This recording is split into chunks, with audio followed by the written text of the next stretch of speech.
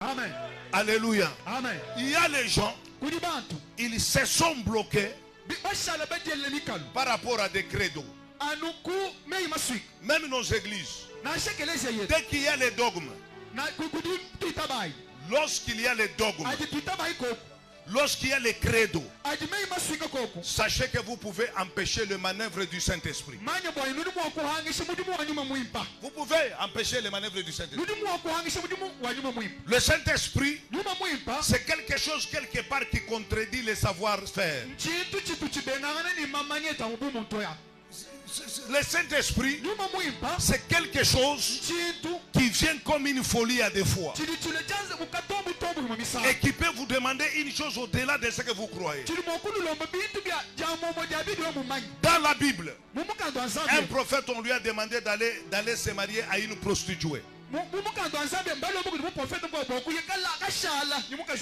Il doit aller se marier à une prostituée. Au moment où la loi d'Israël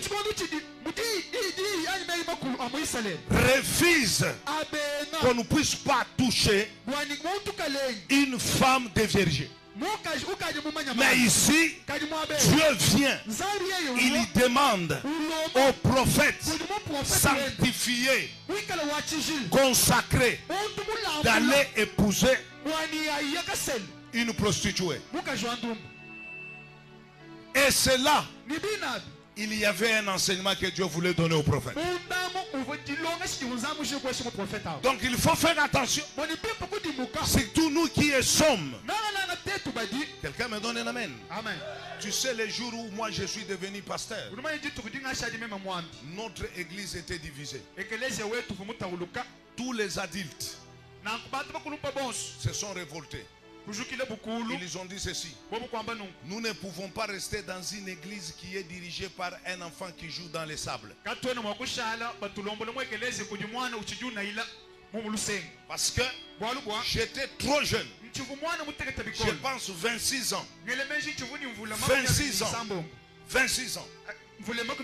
On entre seulement à l'église comme ça. Les représentants partent, passent devant, il dit: je l'ai communiqué. À partir de maintenant, les pasteurs de cette paroisse, écoutez comment moi j'ai été présenté.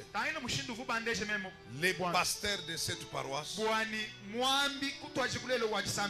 c'est notre frère Protocole Odon qui est là-bas.